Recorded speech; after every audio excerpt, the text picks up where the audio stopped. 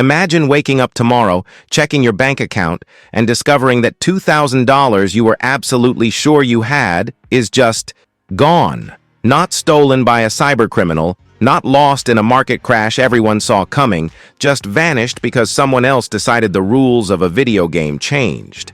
Sounds like a nightmare, right? Well, for millions of Counter-Strike 2 players waking up on October 17, 2025, that nightmare was real. In a single 24-hour window, the global CS2 skin market lost a staggering $1.7 billion in value. Let me put that number in perspective. It's more than the entire GDP of some small nations. It's enough to buy a fleet of private jets, a professional esports organization, or a small island. And the culprit wasn't a recession, a competitor stealing players, or even a scandal. It was a routine developer update, a few lines of code, a tweak to a mechanic most players ignored, and suddenly, the most sought-after digital items in existence were worth a fraction of what they were the day before. People who had invested their savings, their spare income, and their identities into these collections watched helplessly as their portfolios evaporated. In this video, we're not just breaking down what happened, we're going to reveal exactly why this collapse was inevitable, why your favorite skin is probably a financial risk, and how a new wave of creator-driven economies in games like Fortnite is about to make the market even more unpredictable. We'll look at the numbers, the psychology that keeps us hooked, and the uncomfortable truth that in these virtual worlds, players have all the passion, but developers hold all the power. If you've ever spent $1 on an in-game item, thought about it, or just wondered how something that isn't physically real can have so much control over us, you need to understand this. Before we dive into the wreckage, if you want to stay ahead of the curve on the real money moving through the gaming world, hit that like button and subscribe right now. It helps more than you know, and trust me, you won't want to miss what we're uncovering next.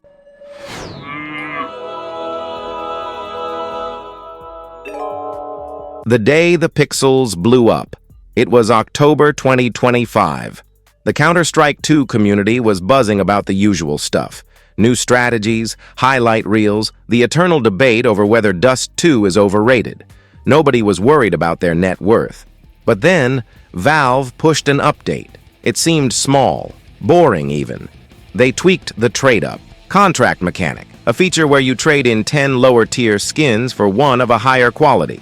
Most players barely touched it. It was just background noise in the game's ecosystem. But here's what happened next. Within hours, the entire skin market froze. According to market analysts who track these digital tickers obsessively, the CS2 skin ecosystem lost approximately $1.7 billion in value in under 24 hours. To visualize that, imagine every single person in a city, the size of Philadelphia, suddenly losing $1,000 each. That's the scale. And it vanished because a developer decided to change a rule. We're talking about players who had inventories appraised at $50, $70, even $100,000 suddenly holding assets nobody wanted to buy. The items didn't physically change. The pixels looked exactly the same.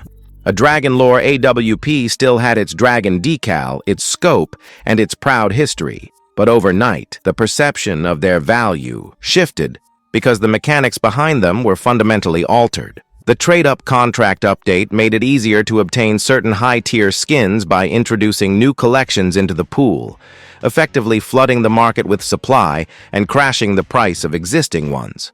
If you were holding a rare factory new Howl or a pristine Karambit Fade, you didn't just lose a few bucks, you lost thousands. And here's the scary part. You had no warning. No financial filing, no insider alert, no press release.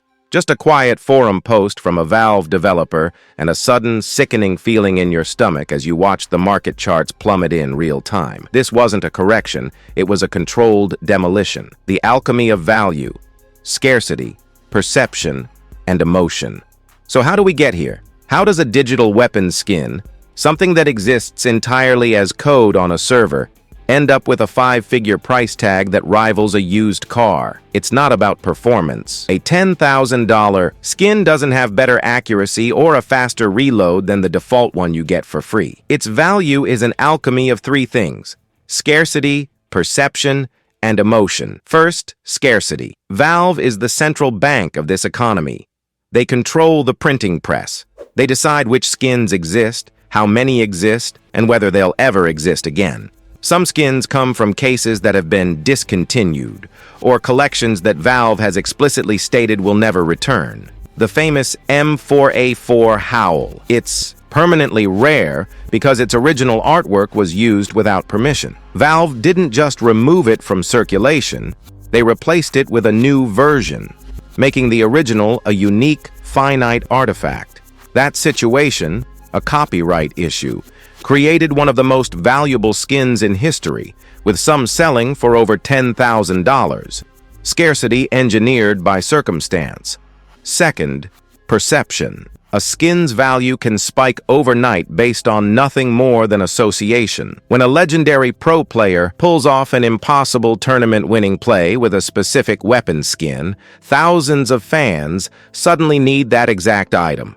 It's not just a weapon anymore, it's a symbol of greatness, a piece of esports history you can equip.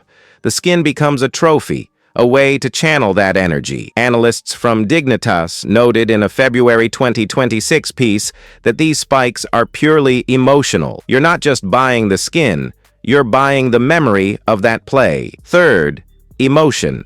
We attach our identity to these pixels.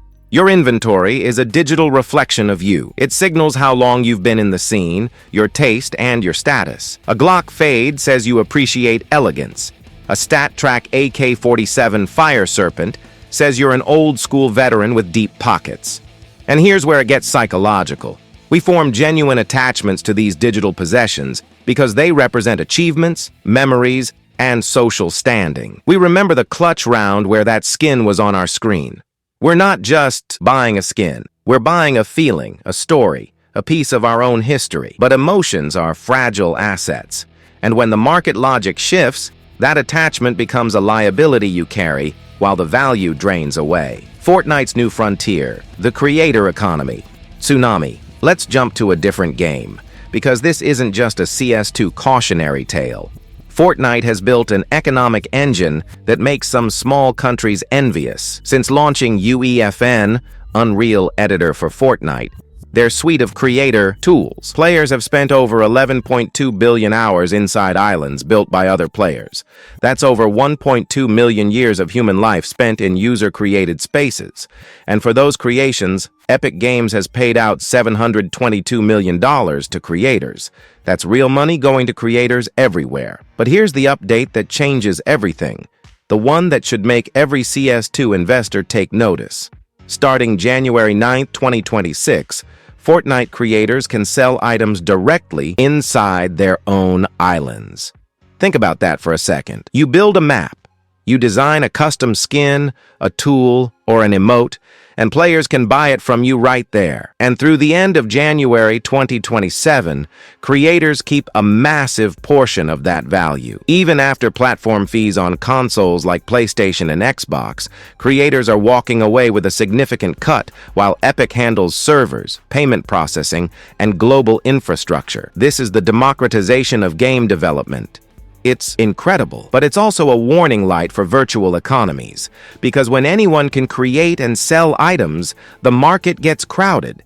Supply becomes massive, value becomes even more unpredictable. Suddenly, your rare CS2 skin is competing for attention and spending with 1,000 new, fresh, exciting designs from Fortnite creators. Attention is the ultimate scarce resource, and now it's being fractured into 1 million pieces. The price of play, the quiet inflation. While we're obsessing over the fluctuating value of our inventories, the companies running these games are playing a different, much larger game. Remember the internet debate about $70 games? Well, here's the prediction for 2026. Game prices probably aren't going to jump to $80 across the board because the backlash would be too loud.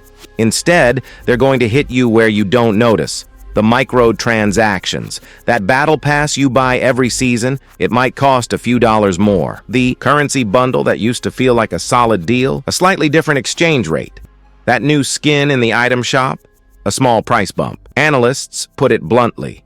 It's easier to change the value of an in-game bundle without upsetting the community. You won't protest over an extra dollar here and there, but across millions of players, that adds up to hundreds of millions in extra revenue. It's death by 1,000 small cuts. Meanwhile, Nintendo already broke the barrier. Mario Kart World On. The Switch 2 launched at $80, and despite the online complaints, sales actually outpaced its predecessor. The message to the industry is clear. If you build a loyal enough audience, you can charge more, and the rest of the industry is watching. With major titles looming on the horizon for late 2026, some predict standard versions will hit $80, with deluxe editions going even higher. The $100 game isn't a future possibility. For some, it's already here. The uncomfortable truth: ownership in a digital age. Here's the uncomfortable truth at the heart of these stories. In these economies, developers hold absolute power. They are the central bank, the regulator, and the judge all rolled into one, and they can change those rules whenever they want. The CS2 crash wasn't an accident. It was a mechanic adjustment. Valve looked at the data and decided the trade-up contract was being used in ways they didn't intend. Whatever the reason, they pulled the lever, and billions in perceived value evaporated. This is the fundamental risk of digital ownership. You don't actually own the items. Read the terms of service. You have a license to access a cosmetic item stored on their servers. If a developer decides tomorrow that a certain skin is discontinued, or they change how it looks, or they close an account, there is often very little recourse. A February 2026 analysis put it perfectly. This shows how fragile demand-driven value can be when supply rules change. Traditional investment logic struggles when a patch note can rewrite scarcity. You can analyze charts and follow trends, but a single blog post can change everything in an afternoon. That's the reality of trading in a space where you don't control the rules. Survivor's Guide: The Mindset of the Digital Trader. This isn't just abstract economics. I talked to someone who's been navigating these waters for years. Alex has been trading skins since the early days. He's made significant profits by buying low and selling high in these volatile markets. His strategy is built on discipline. He watches patch notes like a hawk, looking for hidden implications. He follows pro players to see what skins are gaining popularity. He studies community sentiment on forums to feel the pulse of what's hyped. And he moved his assets before the October crash. He saw the signs in private trading forums and rumors from data miners that Valve was looking at certain mechanics. He didn't wait for official confirmation. He trusted his instincts, and it saved him a fortune. But the hardest part isn't the analysis. It's the emotional detachment. You have to look at these skins as assets with fluctuating values. They are not treasures. The moment you fall in love with a skin and decide you'll never sell it, you risk losing value because you might hold on too long while the price sinks. That's the mindset of someone who survives in this economy, and it's the opposite of how most players approach their inventories. Most of us get attached, and that human emotion is exactly what the market is designed to leverage. The bigger picture: billions behind the screen. Zoom out for a second. The global games market generated nearly $189 billion in revenue in 2025. This isn't a niche hobby. It's the biggest entertainment industry on the planet. A massive chunk of that revenue comes from these virtual economies: skins, battle passes, and creator payouts. We're talking tens of billions of dollars flowing through systems that barely existed 20 years ago. With that much money on the line, regulators are finally starting to pay attention.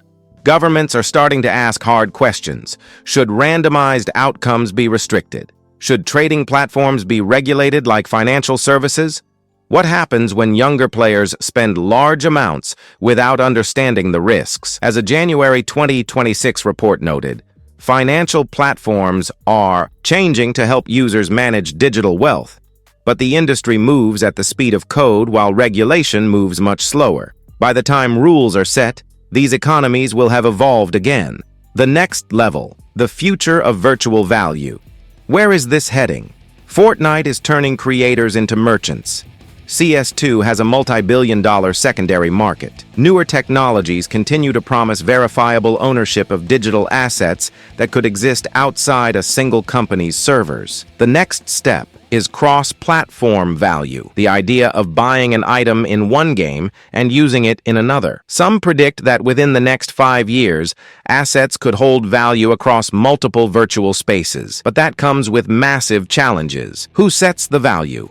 Who ensures security? Who protects the player if a company goes out of business? These are looming questions. The players and creators who understand these dynamics now will be the ones who are best prepared for what comes next. Your practical guide to staying safe. I'm not saying don't buy skins, but if you're going to participate in these economies, do it with your eyes wide open. Here is a survival guide for the digital frontier. First, never spend money on a skin that you can't afford to lose. A patch note, a market shift, or a server change can reduce that value instantly. Second, pay attention to the developers. Follow the updates and the community discussions. The information that could protect your portfolio is often buried in technical notes or rumors. Third, understand that value is based on perception, not utility. Skins don't make you play better. Their value is based entirely on what the community believes they are worth. When that perception shifts, the price follows. Fourth, be skeptical of the fear of missing out. Limited time offers are often manufactured scarcity designed to get you to buy quickly. There will almost always be something new coming next month. Fifth, if you have items that have gained significant value, consider taking some profit. Convert some of those digital items back into real currency before the next major update or market shift. And finally, remember that these are games. They are supposed to be fun. If you are feeling anxious about market prices, you might be taking it too seriously. The game should be a source of joy, not a source of stress. Final reckoning. To recap, the October 2025 CS2 crash showed how developer-controlled economies can shift in a single day. Fortnite is empowering creators, which democratizes the game but changes how we view scarcity. Microtransactions are quietly becoming more expensive as companies test the market, and through it all, developers hold the power over these digital worlds. If this video helped you understand the world behind the screen, hit that like button and subscribe. Stay smart, stay skeptical, and I'll see you in the next one.